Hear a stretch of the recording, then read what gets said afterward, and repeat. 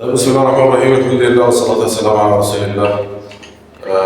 نحيي أهلنا أولا في الولاية الشمالية بصورة عامة، وتحية لقواتنا المسلحة والمجاهدين في كافة الصفوف وفي كافة الجبهات والمحاور، ونبارك للانتصارات العظيمة التي تقدمها قواتنا المسلحة في كافة المحاور.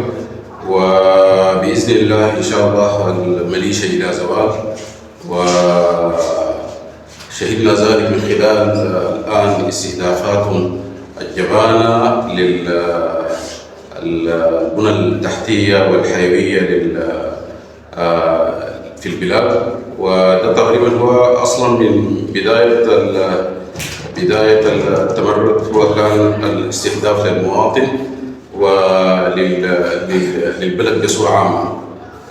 الآن الميليشيا هي في نهايات، ومن خلال الهزائم اللي تتلقاها من قواتنا في كافة المحاور، لذلك أتى هذا الاستهداف الجبان لمحطاتنا الآن، المحطات الحيوية في الكهرباء، حتى تؤثر على المواطن بصورة مباشرة. القوات المسلحة قادرة في أنها هي تنهي هذه الميليشيا وفي الوقت القريب، والآن هي أصبحت في النهايات.